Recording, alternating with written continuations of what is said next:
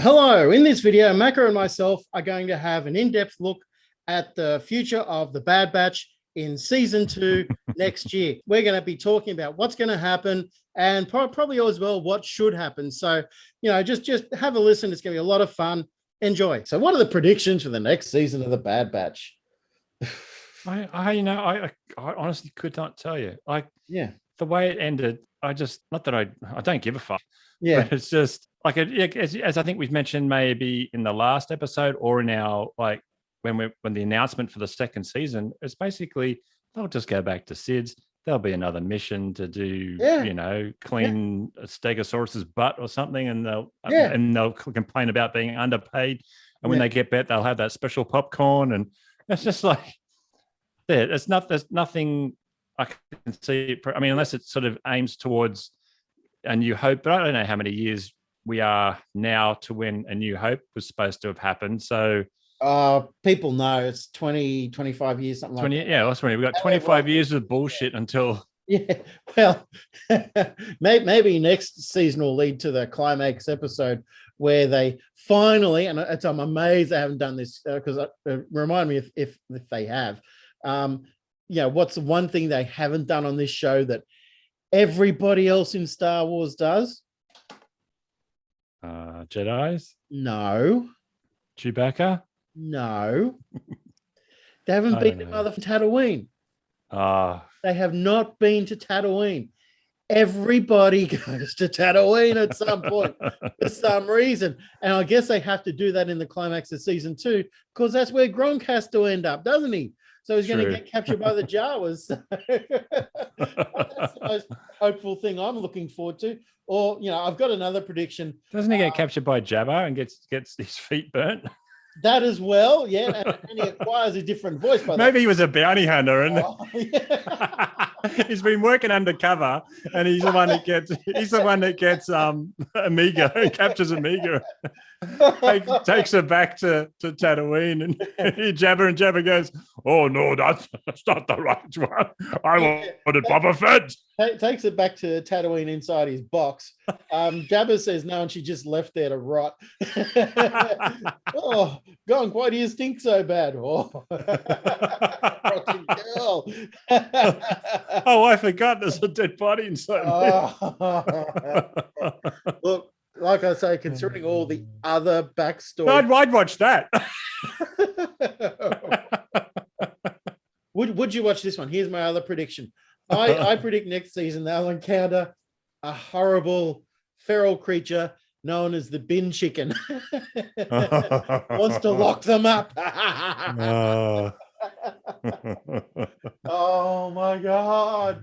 This really is lockdown blues, people. We've been locked down and we've just been told. Yeah, we're going a bit stir crazy. And it's not helping. It's not helping. I have not, I've talked to people like in this situation. I've talked to people on my phone and everything, but I have not talked face to face to another living soul for a whole week now. And I think that's the longest I've ever done something like that. It's like, oh my God, it does give you this special sort of stir crazy where it's like, this is never going to win. But this show doesn't help. Lots of other shows do help. Thank Christ we've got What If, and that's mate, What If What If just proves how bad this show is. And I'd really like to know, okay, Dave Filoni, dude, did you sign off on this, or is it just like you're there in name only? Because if this was your highlight of doing this year, I want you off Mandalorian. I want you off Book of Boba. I don't want you touching Star Wars again. Because seriously, don't forget Mandalorian was also friggin' what's his name as well. John Favreau. I know, but and who knows? I've got a sneaking suspicion Favreau might have been doing a lion's share of their creativity there. I don't know. It's like, I don't know. Well, the only reason why Filoni and him are mates is because Filoni got him in to do a voice during the Clone Wars. So, it's just. That's my other theory as well. Not because jobs for the boys. I'm not going to sit through Clone Wars and that sort of thing, but I've got a sneaking suspicion that Clone Wars being 7 seasons long and with Filoni involved, how many freaking filler episodes is there in that? Like I said, I know I watched a couple of episodes and stuff, and they weren't sort of as bad as what we've been getting with Bad Batch, but I mean, I can like imagine 7 seasons of what we've just watched. Oh, Fucking 10 hell. episodes per season. Like I say, Yeah. 8 episodes might have saved this if they had trimmed it Yeah. down, compressed it, that sort of thing. It's 16, way too long. That's been the biggest fault all along. And we've obviously now seen the limit to their creativity. Let's put them on a Ninja Warrior. Oh my God. And it's just, it's unspeakable. It's just so bad. I don't know. And to make it a weekly thing like this as well is like, making you wait each week to see how shit it is.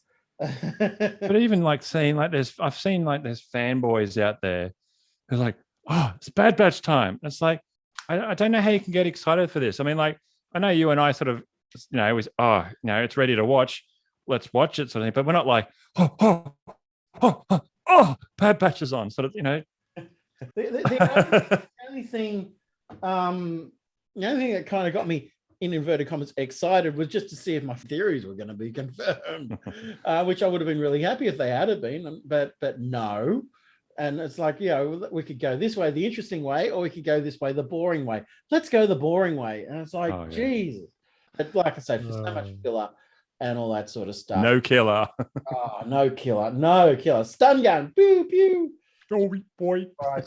The other thing I'm picking up on, listening to what a lot of people say, a lot of people really, I think because it must be because of the Clone Wars, a lot of people are actually emotionally attached in clones, the clones troopers. So yes. Rex, like I said, there's this Lego guy that I follow.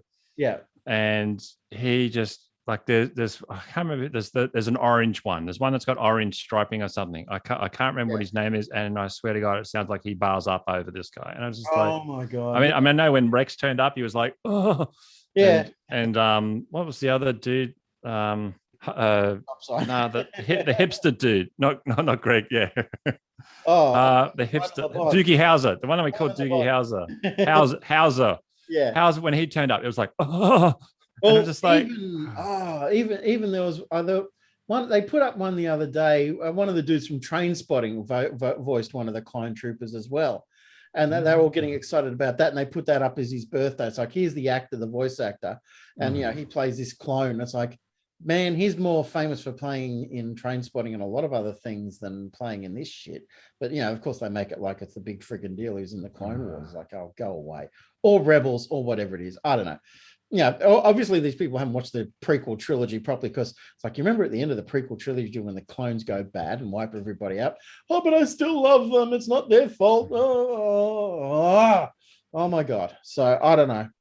So we're done. So mic drop. Oh yeah, absolutely. Just thanks, no thanks, Star Wars, Disney, Filoni, everybody involved. It's like, this could have been at least more interesting, not necessarily good, but it could have been more interesting. And it just, oh my God. So I think I'd be, I won't say I'd be happy at catching COVID, but Jesus Christ, it's in that league. Oh my God. So like I say, won't hear much more about us from this, and that's a good thing. So anyway, so we'll wrap it up there. Thanks for listening. Sorry to anybody, God knows who was listening to this, who has hated it as much as us. But this is just the way it's turned out, unfortunately. So see you next year. Yeah, Weezer out. Bye-bye, motherfucker.